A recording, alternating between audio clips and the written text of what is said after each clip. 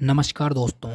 आज हम जे कृष्णमूर्ति द्वारा 19 दिसंबर 1952 को राजघाट में छात्रों के साथ चल रही चर्चा के दौरान दिए गए व्याख्यान को पढ़ेंगे, जिसका विषय है मन क्या है। तो शुरू करते हैं। हम प्रेम के जटिल सवाल पर बातचीत कर रहे थे। मुझे नहीं लगता कि हम इसे तब तक समझ सकेंगे जब तक कि हम इतने ही एक और मुश्किल सवाल को भी ना देख समझ लें, जिसे हम मन कहते हैं। क्या आपने कभी ध्यान दिया है कि बचपन में हम कितने जिज्ञासु होते हैं, कौतूहल से भरे। हम जानना चाहते हैं, बड़े लोगों की अपेक्षा हम ज़्यादा चीज़ें देख पाते हैं। जिन चीज़ों पर बड़े लोग ध्यान भी नहीं देते हैं, उन पर हमारी नज़र पड़ जाती है, अगर हम सचेत रहते हैं तो। बचपन में हमारा मन बहुत अधिक सचेत, बहुत अधिक जिज्ञासु और जानने को उत्सुक रहता है। यही कारण है कि बचपन में ही हम गणित और भूगोल जैसे विषयों को भी सरलता से सीख लेते हैं। लेकिन जैसे जैसे हम बड़े होते जाते हैं, हमारा मन निर्धारित धारणाओं में ढलता चला जाता है, बोझिल, भारी होता चला जाता है। क्या आपने ध्यान दिया है कि वृद्ध लोग पूर्वाग्रहों से कितने अधिक ग्रस्त रहते हैं? उनका मन अड़ियल हो जाता है, उसमें खुलापन नहीं रहता और हर चीज़ को वे एक अड़ियल रुख से ही देखते हैं। अभी आप छोटे हैं, लेकिन अगर आप इस बारे में ज़्यादा सचेत नहीं रहेंगे तो फिर आप भी उन्हीं के जैसे बन जाएंगे। तो क्या यह आवश्यक नहीं हो जाता कि इस मन को समझा जाए और इस बात का ध्यान रखा जाए कि मन कहीं धीरे धीरे मंद कुंद ना होता चला जाए और आप चपल बने रहें, जीवन की हर अवस्था में त्वरित व सही बदलाव ला सकें और जीवन में गहरी खोज को और समझ की असाधारण क्षमता को बनाए रख सकें। क्या आपको नहीं लगता कि प्रेम के कर्म धर्म को समझने के लिए मन के व्यवहार को जान समझ लेना आवश्यक है? क्योंकि मन ही है जो प्रेम को नष्ट कर देता है। चालाक लोग, वे लोग जो धूर्त हैं, नहीं जानते हैं कि प्रेम क्या होता है, क्योंकि उनके मन इतने तेज तर्रार हैं, क्योंकि वे इतने चतुर हैं, क्योंकि वे इतने सतही हैं, यानी ऊपर ऊपर सतह पर रहते हैं। और प्रेम ऐसी चीज़ नहीं है जिसका वजूद सतह पर हो। मन क्या है? मैं मस्तिष्क की भौतिक संरचना की बात नहीं कर रहा हूँ। उसके बारे में तो आपको कोई भी फिजियोलॉजिस्ट बता देगा।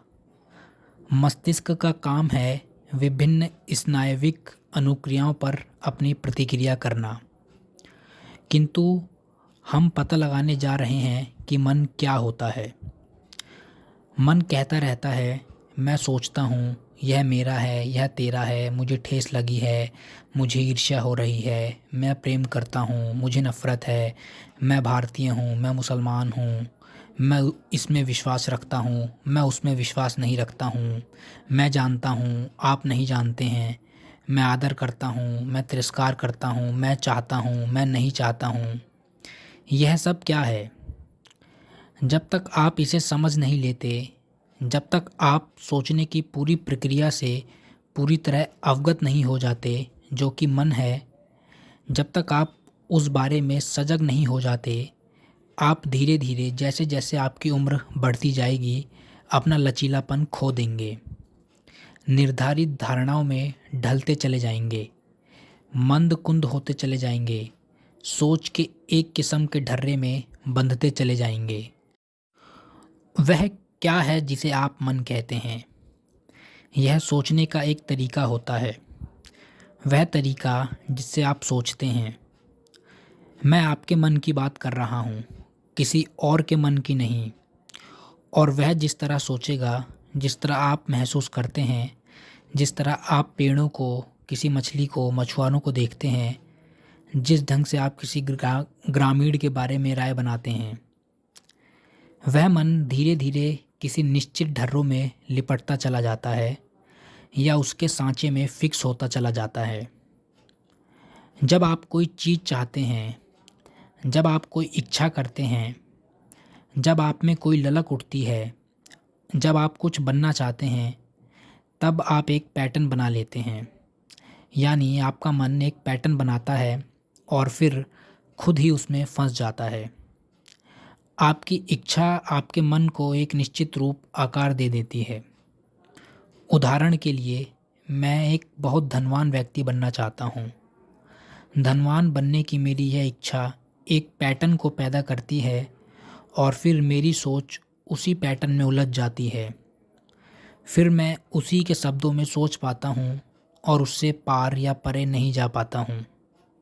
इस प्रकार मेरा मन उसी में उलझा रहता है, उसी के अनुसार एक निश्चित धारणा बना लेता है और इस प्रकार वह अपना लचीलापन खो देता है, मंद कुंद हो जाता है। अथवा मैं यदि कोई विश्वास पाल लेता हूँ, जैसे ईश्वर में, किसी राजनीतिक दल में, तो वह विश्वास भी एक पैटर्न बनता है, क्योंकि वह विश्वास भी मेरी किसी इच्छा से ही उपजा होता है और वह इच्छा फिर उस पैटर्न की दीवारों को मजबूत करने लगती है। धीरे धीरे मेरा मन मंद कुंद होता जाता है और फिर वह अपने व्यवहार में लचीलेपन को, तत्परता, कुशाग्रता और स्पष्टता को खोता चला जाता है, क्योंकि मैं अपनी ही इच्छाओं की भूल भुलैया में भटक जाता हूँ, उलझ जाता हूँ। अतः जब तक मैं अपने ही मन की इस कार्य प्रणाली की छानबीन नहीं कर लेता, मेरे सोचने के तरीके, मेरे प्रेम को देखने समझने के तरीके, यानी जब तक मैं अपने सोचने के तौर तरीकों को साफ तौर पर जान नहीं जाता, तब तक मैं शायद यह जान ही नहीं सकता कि प्रेम क्या होता है। जब मेरा मन प्रेम के बारे में कुछ तथ्य जान लेने की, इसके क्रियाकलापों को जानने की इच्छा कर रहा हो, किंतु साथ ही यह अनुमान भी मन में बनाए हुए हो कि प्रेम क्या होना चाहिए, तब प्रेम वहाँ रहता ही नहीं है। तब मैं प्रेम को कोई प्रयोजन देता हूँ। इस तरह धीरे धीरे मैं प्रेम को ध्यान में रखकर कर्म का पैटर्न बना लेता हूँ। किंतु यह प्रेम नहीं है, यह तो सिर्फ मेरी इच्छा है कि प्रेम क्या होना चाहिए। उदाहरण के लिए, एक पत्नी या पति के रूप में मैं आप पर अपना हक रखता हूँ। क्या आप समझते हैं कि यह हक रखना, स्वामित्व वाला अधिकार रखना क्या होता है? आप अपनी साड़ी या कोट पर अपना हक रखते हैं। यदि कोई उसे ले जाए तो आप गुस्सा हो जाएंगे, परेशान हो जाएंगे, उत्तेजित हो जाएंगे। क्यों? क्योंकि आप समझते हैं कि आपकी गाड़ी या आपका कोट आपका अपना है, आपकी संपत्ति है, आपका उस पर हक है, अधिकार है, क्योंकि उसे अपने अधिकार में रखते हुए आप स्वयं को संपन्न समझते हैं। बहुत सारी साड़ियाँ, बहुत सारे कोट अपने स्वामित्व में रखते हुए आप स्वयं को संपन्न महसूस करते हैं, बाहर से ही नहीं बल्कि भीतर से भी। तो जब कोई आपका कोट या साड़ी ले जाता है तो आप क्रुद्ध और उत्तेजित हो उठते हैं, क्योंकि भीतर से आप संपन्नता और स्वामित्व भाव में कमी महसूस करते हैं। प्रेम में तो स्वामित्व भाव एक बाधा ही है, क्या नहीं है? यदि मैं आप पर स्वामित्व रखता हूँ, हक और अधिकार जताता हूँ, तो क्या वह प्रेम है? मैं आप पर वैसा ही स्वामित्व, हक और अधिकार रखता हूँ जैसा कि मैं अपनी कार, अपने कोट, अपनी साड़ी पर रखता हूँ, क्योंकि इस स्वामित्व भाव से मैं स्वयं को संपन्न महसूस करता हूँ। मैं इस पर निर्भर रहने लगता हूँ। इसका मेरे लिए आंतरिक रूप से बहुत महत्व है। इस स्वामित्व को, इस हक व अधिकार को, इस निर्भरता को ही हम प्रेम कहते हैं। किंतु यदि आप इसकी खोजबीन करेंगे तो आप देखेंगे कि इसकी आड़ में मन स्वामित्व की संतुष्टि का सुख ले रहा होता है। जब आप कोई साड़ी या साड़ियाँ, कोई कार या कोई भवन अपने स्वामित्व में रखते हैं तो आपको आखिर एक संतुष्टि ही तो मिल रही होती है, एक एहसास कि वह चीज़ आपकी है। इस प्रकार इच्छा, चाहना, संजोने वाला मन एक पैटर्न रच लेता है और फिर खुद ही उस पैटर्न की गिरफ्त में आ जाता है और इसलिए मन थका-थका, मंद-कुंद, जड़ और विचार विहीन हो जाता है। यह मन ही उस मेरेपन की भावना का केंद्र है, उस भावना का कि मैं इस चीज़ का स्वामी हूँ, मैं बड़ा आदमी हूँ, मैं छोटा हूँ, मैं अपमानित हुआ हूँ, मैं ऐसा हूँ जिसकी तारीफ़ होती है, मैं बहुत चतुर हूँ, मैं बहुत सुंदर हूँ, मैं महत्वाकांक्षी बनना चाहता हूँ या मैं एक हैसियत वाले का बेटा या बेटी हूँ।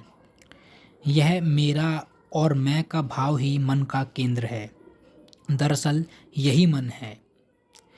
तो यह मन जितना अधिक मानने लगता है कि यह मेरा है और ऐसा समझते हुए अपने चारों ओर दीवारें खड़ी कर लेता है कि मैं कुछ हूँ या मैं बेशक बड़ा आदमी हूँ, मैं तो बहुत होशियार हूँ या मैं तो मूर्ख आदमी हूँ। वह जितने पैटर्न बनाता जाता है उतना ही मंद कुंद होता चला जाता है, अपना दायरा सीमित संकुचित करता चला जाता है। फिर वह परेशान होता है, उस संकुचित सीमित दायरे में दर्द है। तब वह कह उठता है, मैं क्या करूं? तब वह उन दीवारों को जिन्होंने उसे जकड़ रखा है, विचार द्वारा, गहन सजगता द्वारा, गहरे अन्वेषण द्वारा, समझ-बूझ के साथ हटाने के बजाय कुछ और पाने के लिए हाथ-पैर मारने लगता है। वह बाहर से कोई समाधान लाकर उसमें बंद हो जाना चाहता है। इस प्रकार मन स्वयं ही धीरे-धीरे प्रेम के विरोध में खड़ा हो जाता है, एक अवरोध बन जाता है। अतः जीवन को समझे बिना, यह समझे बिना कि मन क्या है, विचार का तौर तरीका क्या है, कर्म होता कैसे है, हम बिल्कुल नहीं जान सकते कि प्रेम क्या है। क्या मन तुलना करने का तराजू नहीं है? आप कहते हैं कि यह चीज़ उस चीज़ से बेहतर है। आप अपनी तुलना किसी ऐसे से करते हैं जो अधिक सुंदर है, अधिक होशियार है। आप तब भी तुलना ही कर रहे होते हैं जब आप कहते हैं इस नदी को मैंने पिछले साल भी देखा था और मुझे याद है कि यह तब भी इतनी ही सुंदर थी।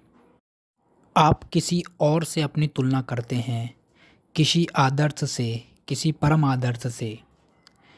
तुलना करके किसी नतीजे पर पहुंच जाना मन को मंदकुंद बना देता है, उसे कुशाग्र नहीं बनाता, उसे बोधशील और सर्वसमावेशी नहीं बनाता। क्योंकि जब आप हर समय तुलना करने में ही लगे रहते हैं, तब होता क्या है? किसी दिन आप सूर्यास्त देखते हैं और तत्काल ही किसी पहले दिन देखे गए सूर्यास्त से उसकी तुलना करते हैं। आप किसी पहाड़ को देखते हैं और उसकी सुंदरता को निहारते हुए कहने लगते हैं, 2 वर्ष पहले मैंने इससे भी सुंदर पहाड़ देखा था।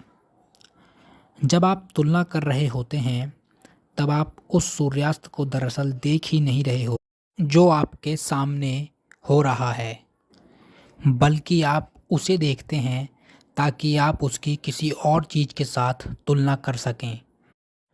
इस प्रकार तुलना आपको किसी चीज़ को पूरी तरह से देखने से रोक देती है, उसे समग्रता में देखने से वंचित कर देती है। मैं आपको देखता हूँ, आप अच्छे हैं, किंतु मैं सोचने लगता हूँ, मैं तो इससे भी अच्छे व्यक्ति को जानता हूँ, इससे अधिक श्रेष्ठ या अधिक बेवकूफ़ व्यक्ति को जानता हूँ। जब मैं ऐसा कर रहा होता हूँ, तब दरअसल मैं आपको देख ही नहीं रहा होता, क्योंकि तब मेरे मन में तो कुछ और ही चल रहा होता है। मैं आपको देख ही नहीं रहा होता हूँ। इसी तरह मैं उस सूर्यास्त को भी नहीं देख रहा होता हूँ। उस सूर्यास्त को सचमुच देखने के लिए कोई तुलना नहीं होनी चाहिए। आपको सचमुच देखने के लिए मुझे आपकी तुलना किसी और से नहीं करनी चाहिए। जब मैं आपको बिना किसी तुलना के और उस तुलना के द्वारा पहुँचे किसी नतीजे व निष्कर्ष के बिना देखता हूँ, केवल तभी मैं आपको सचमुच देख व समझ पाता हूँ। किंतु जब मैं आपकी तुलना किसी और से करता हूँ, तब मैं आपके बारे में किसी नतीजे पर पहुँचते हुए कह देता हूँ, अरे वह तो बहुत बेवकूफ़ आदमी है। तो यह बेवकूफ़ी की बात तब सामने आती है जब तुलना की जाती है। मैं आपकी तुलना किसी और से करता हूँ और यह तुलना करना ही व्यक्ति की गरिमा को गिराना होता है। जब मैं बिना तुलना किए आपको देखता हूँ, तब मेरा सरोकार केवल आपके साथ रहता है, ना कि किसी और के साथ। तुलना नहीं बल्कि यह सरोकार ही व्यक्ति की गरिमा को उभारता है। तो जब तक मन तुलना कर रहा है, तब तक उसमें प्रेम नहीं हो सकता। और मन हर समय तुलना करता रहता है, कोई नतीजा या निष्कर्ष निकालता रहता है, माप तोल में लगा रहता है, कमी या कमजोरी ढूंढता रहता है। जहाँ तुलना है वहाँ प्रेम नहीं है। यदि माता पिता अपने बच्चों से प्रेम करते हैं तो वह उनकी तुलना नहीं करते। वह अपने एक बच्चे की तुलना दूसरे बच्चे से नहीं करते। वह उनका बच्चा है और वह उससे बस प्रेम करते हैं। किंतु आप अपनी तुलना किसी बेहतर से, श्रेष्ठतर से, अधिक धनवान से करते हैं और इस तरह अपने अंदर प्रेम का अभाव पैदा करते हैं। अपने साथ आपका सरोकार हमेशा किसी और के मुकाबले में है। मन जितना अधिक तुलनात्मक बनता जाता है, जितना अधिक स्वामित्व भाव वाला बनता जाता है, जितना अधिक निर्भर होता जाता है, वह एक ऐसा पैटर्न बनाता है जिसकी गिरफ्त में वह खुद फंस जाता है और इसलिए वह किसी भी चीज़ को ऐसे नज़रिए से नहीं देख पाता जो नया व कोरा हो, ताज़ा तरीन हो। और इस तरह वह उस असल चीज़ को, जीवन की उस मौलिक सुगंध को विनष्ट कर देता है जो कि प्रेम है। तो दोस्तों यह व्याख्यान यहीं ख़त्म होता है। उम्मीद करता हूँ आपको अच्छा लगा होगा और समझ में भी आया होगा। अगर अच्छा लगा तो वीडियो को लाइक करें और चैनल को सब्सक्राइब करें। And finally thank you for your valuable time.